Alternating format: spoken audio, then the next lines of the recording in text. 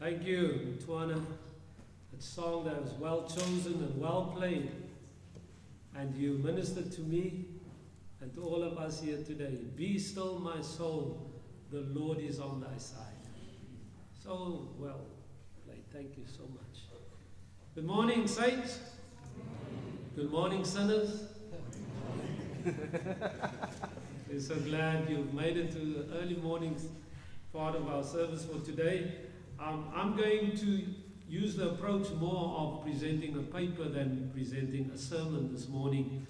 And I know that you will be blessed. I want to thank Mr. Colin Lawrence and Dr. Ferdie for arranging the program, making sure we have things in place and that we can deal with this very important part of our journey, preparation for the end time. And so I'm going to deal with the subtopic of missiology and the end time. And I will deal particularly with from tension to transformation for mission. And I just call it in brief T2T4M. It's something I'm bringing to you that must still be defended on other levels, but I'm sure you will appreciate it this morning. And so I want to just give you an outline of what I want to walk with you through the next hour. I want to first look at the end time. We have already heard that we are living in the end times. And then I want to define missiology as a discipline, so because we're looking at missiology and end time. And then thirdly, the global SDA Church strategic plan, which many of the final year students at Heidelberg College Theology are presently doing. And then concluding with T2T4M for the end time. Is that okay with you? Is that all right with you? Amen. Good. I believe we are living in the end time written about in Scripture. Daniel 2 confirms us through the dream of nations and powers by King Nebuchadnezzar in Babylon. And in surveying the dream of Daniel 2, you will notice we have passed Babylon's time, Medo-Persia, Greece, Rome, and we are living in which period? Which period are we living in today? The divided world of feet of iron and clay where nations will not stick together. And the next major event to come is the destroying rock, which denotes the kingdom of God. So we are living in the end time. For more fascinating prophecies on this, you can consider Islam in Prophecy through Turkey, and also a presentation on DVD by Tim Rosenberg, who goes from the point of Daniel 11 and saying that Islam and Christianity will come together in the final times in very much opposite sides, and he goes from Daniel 11. So you can see that. If you need more information, you can speak to me afterwards for his website. But I want to go to the next section, and that is defining missiology as a discipline.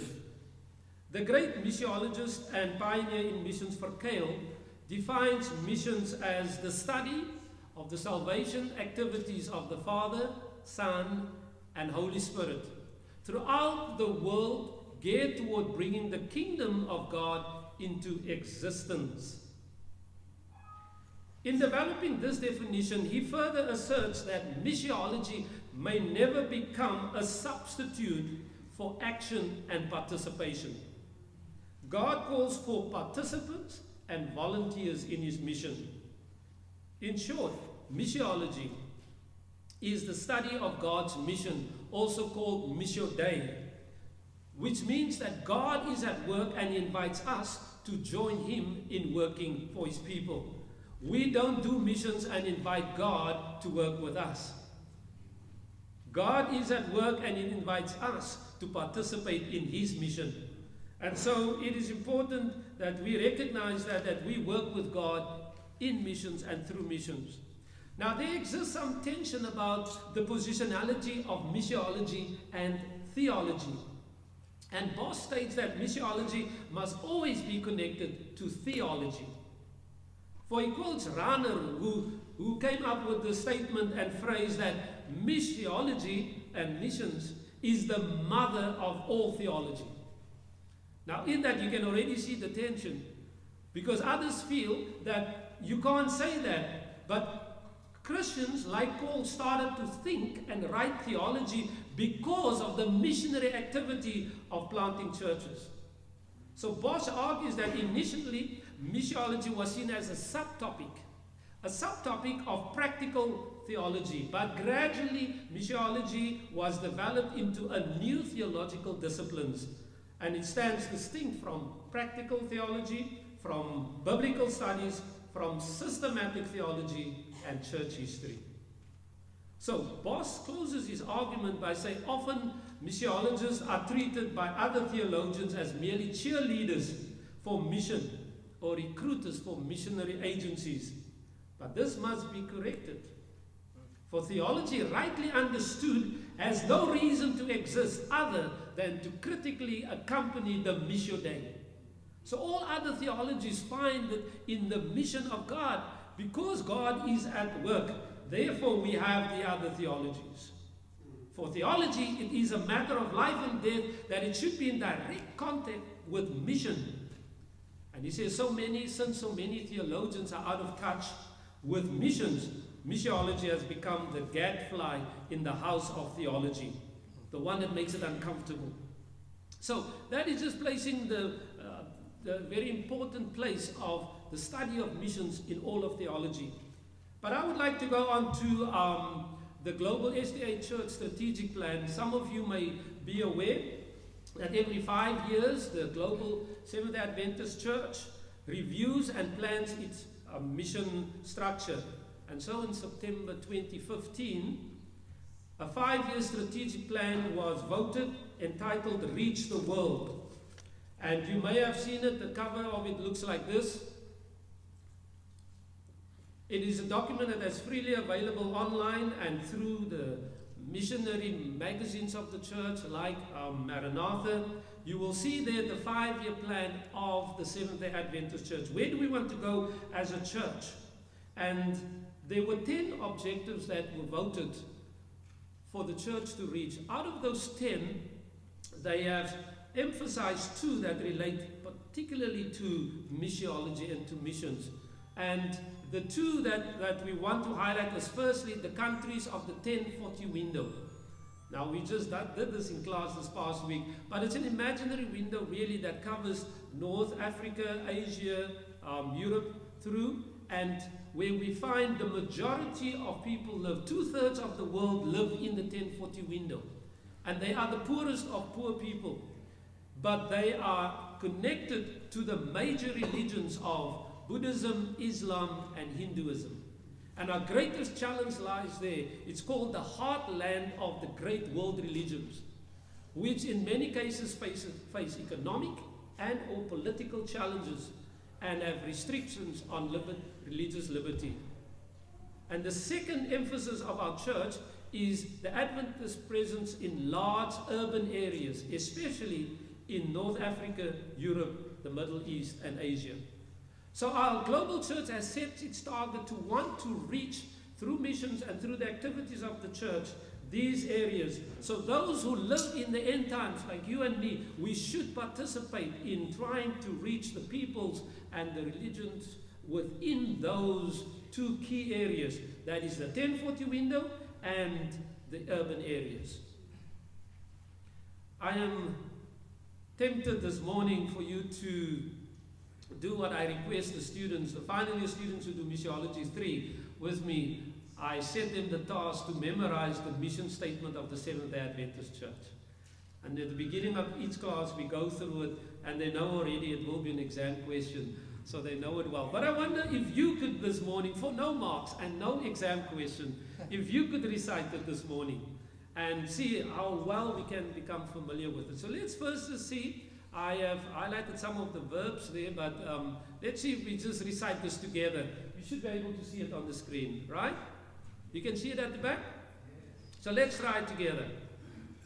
The mission of the Seventh-day Adventist. Oh, sorry, let's start again. You can see the screen? Let's try again. With that good Sabbath morning voice that you can raise together. Let's try again. The mission of the Seventh-day Adventist Church is to call all people to become disciples of Jesus Christ, to proclaim the everlasting gospel embraced in the 3 angels' messages, Revelation 14, 6 to 12, and to prepare the world for Christ's soon return. I hope that you grasp from there, if there's nothing else you get from this morning, what we should be doing. The mission of the Seventh-day Adventist Church is this. This is what should occupy our mind and our activities in these end times. But now that you know that, I want to consequently focus on T to T for M, for the end time. It is an expression of the Seventh-day Adventist mission statement. And let me share with you something which I have had the privilege to do. For the past 3 years,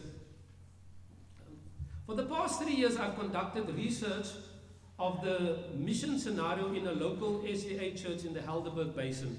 And I'm so glad to see some of the members are present here today.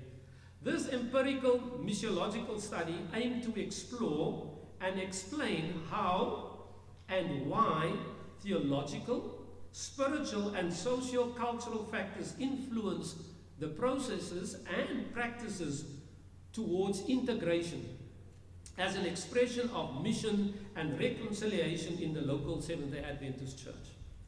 The research aimed to address the causal factors of the tension between the in-group. Listen carefully. The in-group is the local Seventh-day Adventist church members, and the out-group, the foreign national Seventh-day Adventist church members, which has impacted the integration and mission practice of the local Seventh-day Adventist church. In essence, the research dealt with the transformation of identity issues of in-groups and out-groups from a literary and an empirical study. I'm of the conviction that the way forward for the local SDA church in South Africa rests on two pillars. Pillar one is to deal with the causal factors of the tension that exists between insiders and outsiders. Following that, pillar two is to create a mission program that can be implemented at local SDA church level for all concerned. In opening the pathways for transformation, I see the role of missions in two ways. One, where mission transforms, in the name of Bosch's book called Transforming Missions. And two, where transformation leads to missions. Are we together? The one is where we are being transformed and therefore we want to do missions. And then the other one is as we do missions, we are being transformed. This connects with a dual transformative process generated by diversity and pluralism. These dual transformations fit well into what I want to discuss with you here today. The nature of this transformation is not just to justify mudslinging between local Seventh-day Adventist church members and foreign national Seventh-day Adventist church members, but it's for the common good of all. And so I bring two pillars to you today. The one I've entitled T to T, tension to transformation. The second pillar, T to T for M, tension to transformation for mission. Let me explain to you how I came about with this. And so therefore I would like to give you the positionality and operationality of the T to T model. Are we still together at 10 o'clock this morning? Okay, now that you know where the study comes from and through, I want you to look with me at this. From my empirical study at the local Seventh-day Adventist church, I have perceived the need for addressing the causal factors of tension before transformation can occur. Too often, we have rushed our attempts at bringing church unity without opening the proverbial black box to see what works for whom, under which circumstances, and why. In the words of Pawson and Tilly. I have been teaching a part of this for probably 4 years or so to the ministerial students and to some of our multicultural students on campus. And I've written about it, but I'm of the conviction, my dear brothers and sisters, that at the end time where we find ourselves, that there is a value for first addressing the tensions as a precursor to change. The modus operandi for doing this is to firstly identify what are the tensions that exist between different groups in the church, and then secondly, speaking directly to them. And I need to say, it is not a comfortable topic or way to do it, because we naturally shy away from confrontation. But I need to bring to you this morning, firstly, pillar 1, and talk about it and see how, as we are living in the end times, will we really go forward using this. And it's really just my humble suggestion I'm bringing to you as the church here today. From tension to transformation, T to T. I want you to have a good look at that logo and design that you see there. In view of my proposal to the local church that I mentioned to you, I designed this model to include transformation. And for the first time, I named it T to T, tension to transformation. I designed the logo and then I paid a branding company to finalize the design for me. A separate workbook was printed in full color and are in the hands of a few of you already and is ready to be utilized. And this logo summarizes what I have put together. If you look at it, the T to T, you will see on the one side the T. That is there. Then the second T is that side. We have there 8 tracks, which are like railway tracks, and of course the number 2 there. It starts open, but it later on becomes closed in front. The color scheme is also very indicative of, while we are divided and tension, the colors are not strong and so bold because we're not making progress. But as we make progress in the darker colors, we see there the T1 and the T2 come together. And so the T1, the tension, as we have it there, needs to move together with the transformation as we move forward. I also need to just state that this is an aerial view that you see. So it's not looking upwards, but more you looking down onto this model. So think of it as a train track. 2 T's on 8 tracks moving forward from a divided bottom but unites in front. I want to move on and say to you, the T to T track is then built on 8 stations. And these stations I bring the same as a train journey. So we start off with our tensions there, and we will move through the 8 stations to where we come to our destination of transformation. And specifically in this model, I'm saying that we need to address the things that separates us at each station. So the model is built on 8 different things which divide people. And that comes from a study from Lustig and Kuster. And so I'm just going to mention it to you and define them briefly. But the idea is that you engage that at the local church level. So the first one is assuming similarity instead of difference. When we come together, we assume that all people and all cultures are like mine.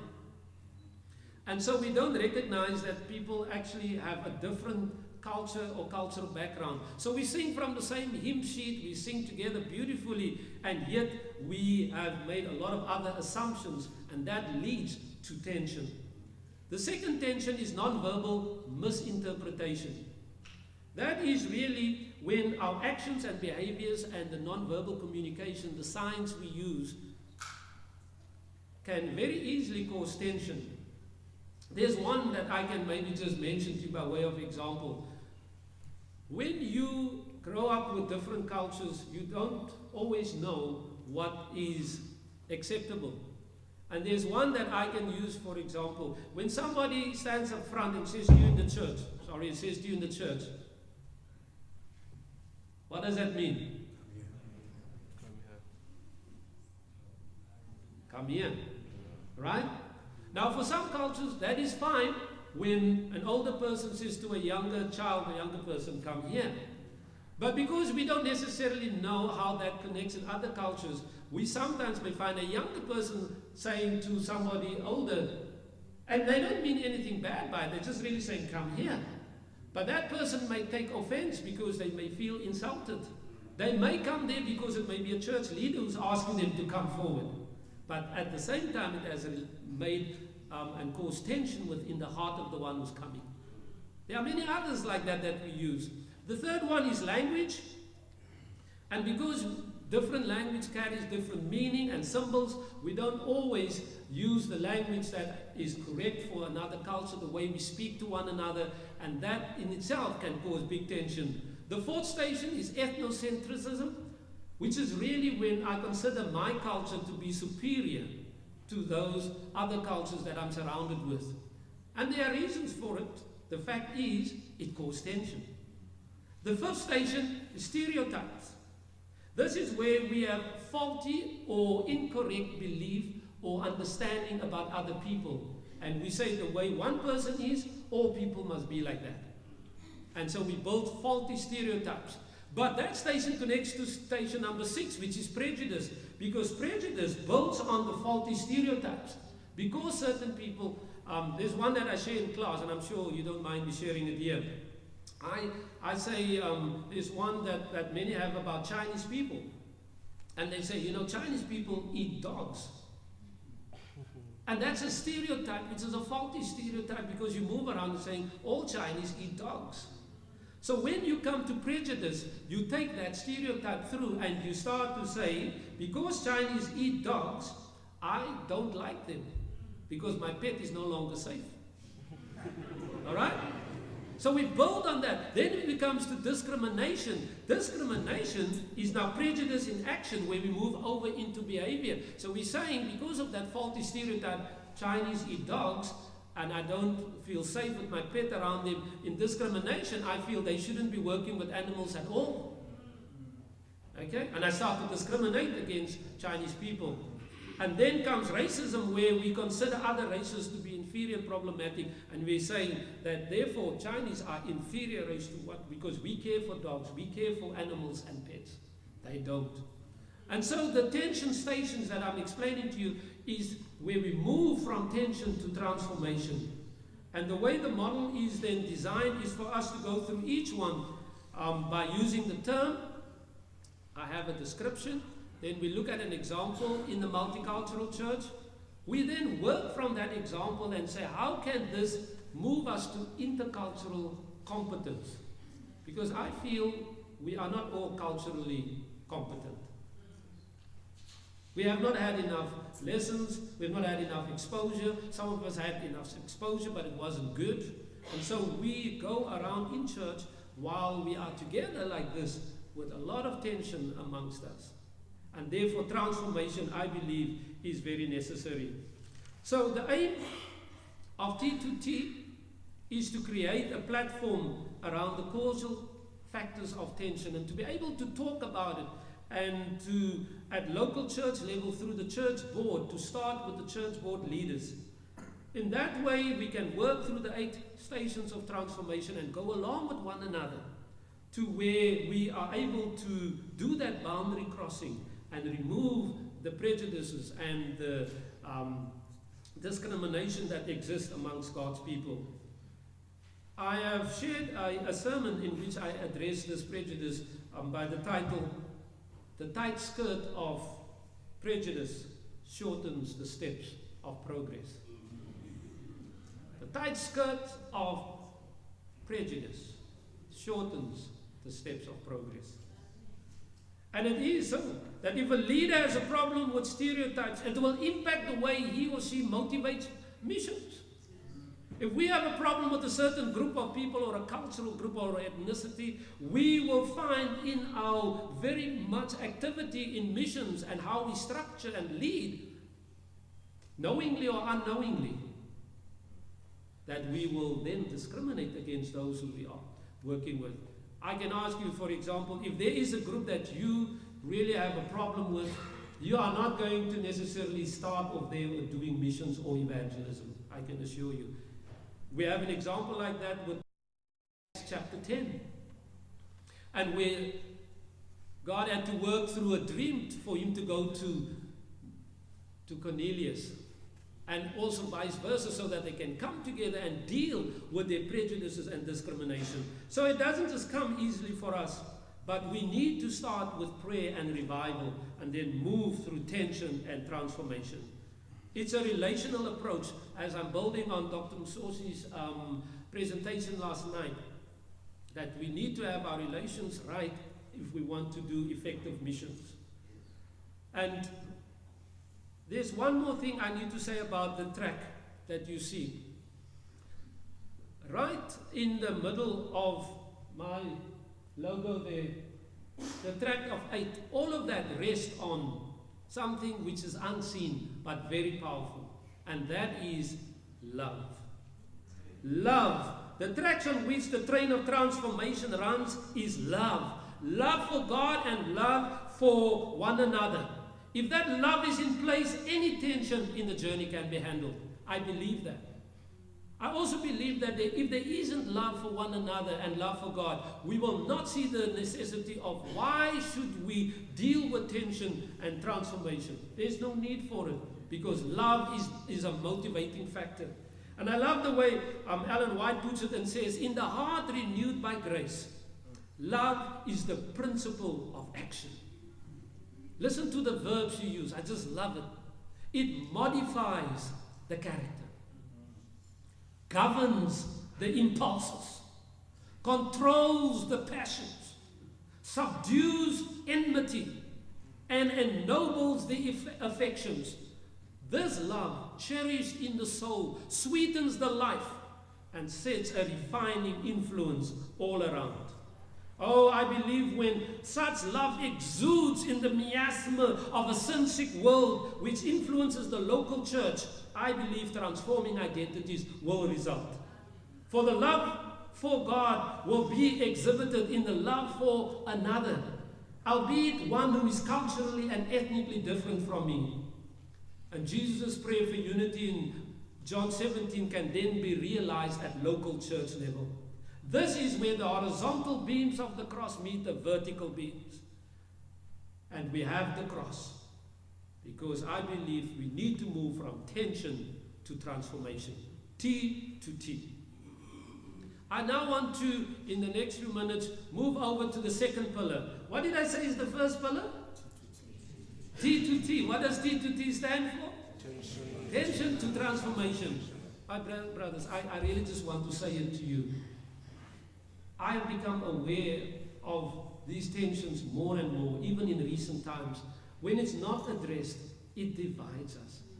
And you know what is worse is we can come into a building like this with our differences and never really address the tensions. We can even go out on an event, on a missionary activity or evangelism, and not be united. We can give out the missionary book of the year, and yet the tension that exists amongst us. And so I believe we need to deal with the tension so that we can do a greater good for God.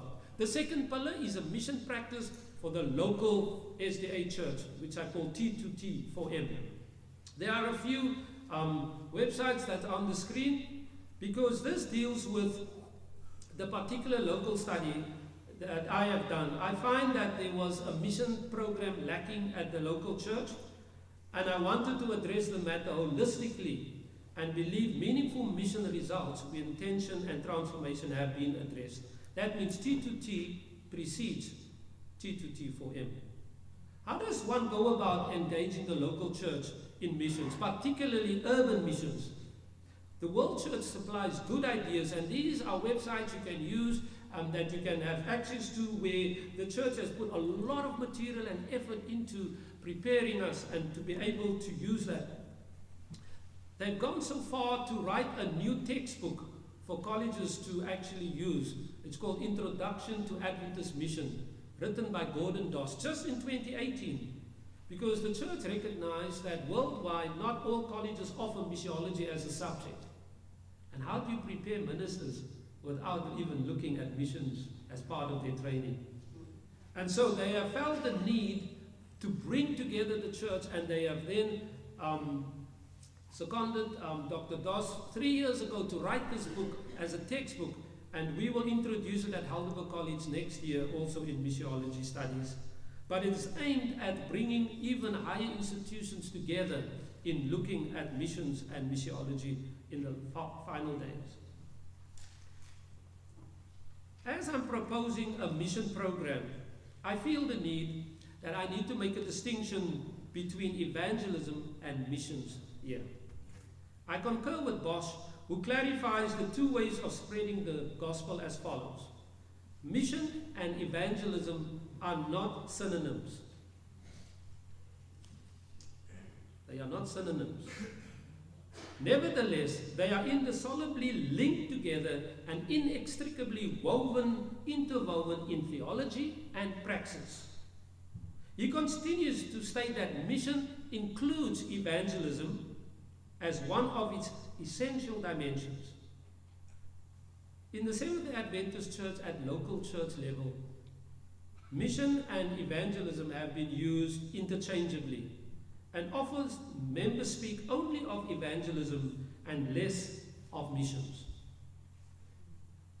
To me, a simplified conclusion I got on this from all the reading I've done is that evangelism deals in reaching other Christians, and mission deals with other religions, like Islam, Muslim families, Hinduism, the Hindus, Buddhism. That's mission. But when we are ministering to others who already know Christ, but who are worshipping on the wrong day, or who's in a community where they know about Christians and follow even some of the Christian principles, that is evangelism.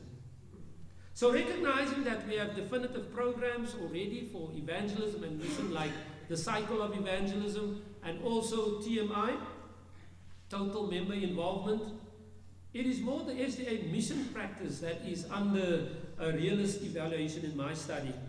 Consequently, I have looked at what do we do for a mission practice, and I have come across the one that is supported by others but written by two brothers, the McAuliffe brothers. In 2017, the General Conference has commissioned them to come up with a model for urban mission. And of all the different models I've studied and looked at, I found their one to be the most consistent and including all of the dimensions we need in running a mission program in the end time. They have it under 5 mission structures, and we will not go through each one here in detail. I would just really like to briefly explain to you. And the idea is that if a church needs this training, we can make that available to you in arranging for that training. The 5 mission structures, they start off by saying you need to choose an advancement placement team. That means the local church, just like Paul and Silas were selected, you start off by selecting 2 people who will go and scout the area, the method, and the way mission will be done in a certain area. So this team often is a couple or maybe 2 individuals in the church, and they go out and start off. Once they have done all the homework, they come back to the church and report, and then a leadership team, LP, is chosen. There you choose elders or leaders from the church, and you start off now with a new team because you want to land up starting a new church in another area. Then comes the discipleship group. You now have leaders who know how to proceed, but then you need to also train others who want to be involved in this mission program. Then you have discipleship training over a period of months, and you prepare. After that, the church sets up another emphasis of General Conference, which is urban centers of influence. This is a center that you run and conduct meetings during the week, bringing people together with their different needs that they may have. And here we use the method of Christ. You remember Christ's method? You remember Christ's method? Maybe it's a good time to review it. What is Christ's method according to Ellen White in Ministry of Healing, page 143? Christ mingled people, and then you just mingled and left.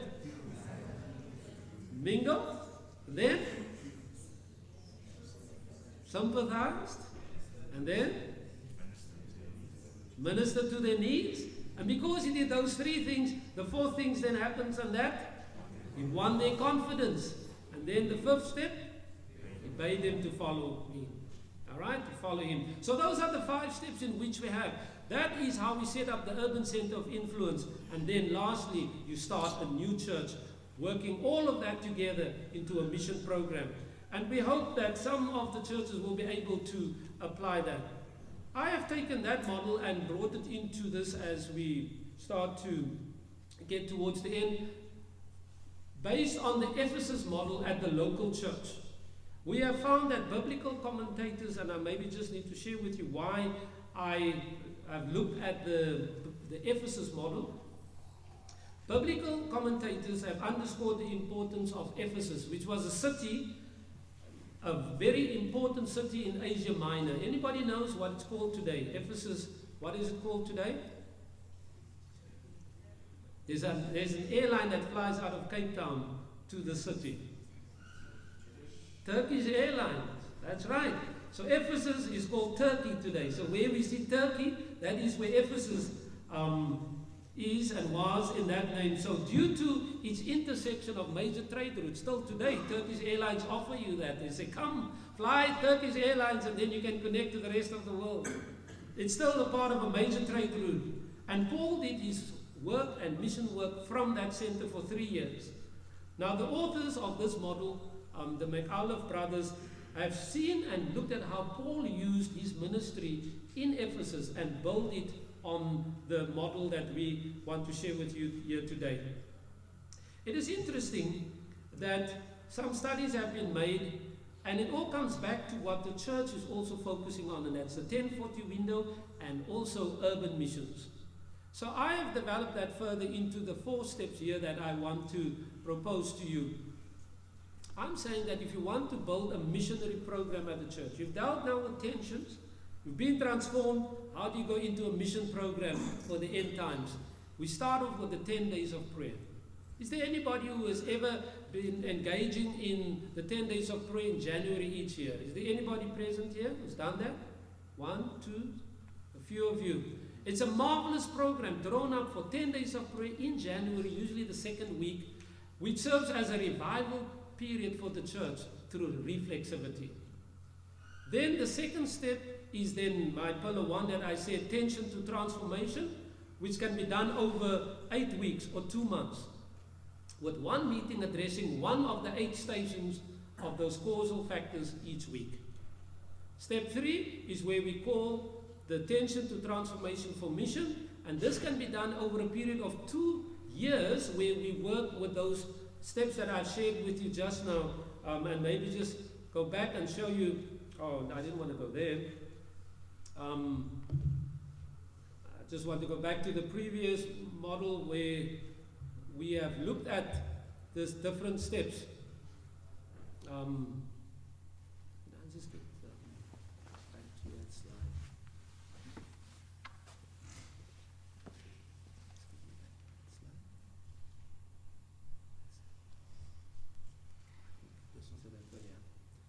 Okay, so as we look at it, the application of this model, thank you, Belindy, will happen over these days. One weekend where we look at prayer plus 8 stations, or you may want to do it 2 weekends, where we look one weekend dealing with the prayer session and the revival, and then for the 2nd weekend we deal with all 8 stations. I'm just showing you now different ways in which we can apply the Ephesus model. I need to say that one church in the Helderberg Basin has already approached me, and we have set up a time that we will meet together either this year or at the beginning of next year, and they chose option 3, which is 2 weekends. One weekend where we have prayer session and revival, and we do sessions 1 to 4, and the 2nd weekend we have prayer and sessions 5 to 8. The other way we can do it is 8 sessions over 8 weeks, where we have prayer and 1 session per night. So diagrammatically, this is what it will look like. We start off with prayer. That is the very long 2-year period in which we do tension to transformation for mission. And then we have 2 days in which we do evaluation of the program. Or the second one, as I've mentioned, is where you do 1 weekend. We have prayer time together and we do tensions 1 to 4. And the 2nd weekend we do tensions 5 to 8. Or you may want to do it weekend 1, prayer and revival, and then the second weekend we deal with the 8 tensions and work through it. Or lastly, you may want to go through prayer and each session 1 week at a time, and we do it over 8 weeks. I'm bringing to you just various models in which we can deal with the tensions that exist between groups in the church, that will open us up and transform us to where we will then go and do the mission of the Seventh-day Adventist Church in the end times. And from the study and from what I've been exposed to, I believe that this is what can help us in the times in which we are living. And as I conclude and wrap up, I believe that the biblical model of mission will assist the local church, and that we will not just only sing happily together on a Sabbath morning, but know that there is no bad blood amongst us. And that we can, after church, leave knowing we want to set the world on fire for Christ, because amongst us we have removed the tensions. Our lesson quarterly not so long ago, just I think about over a year ago, when we dealt with unity in the church, said that we often don't deal with the divisions in our church, and we only just talk as if we're all united. And yet we know we're not. And so I really pray that as you reflect on missiology and preparing for the end time, that you will consider what I shared with you this morning. Missiology for the end time is a time for moving from tension to transformation for mission, so that we can be ready for Christ's second coming and prepare a people for Christ's second coming. May the Lord help us, empower us, and enable us to deal with the things that are there that may cause tension in the local church, and that we will be able to move on and do a great work for the Lord. May the Lord bless us, and as we conclude, I thank you, Dr. Letsedi.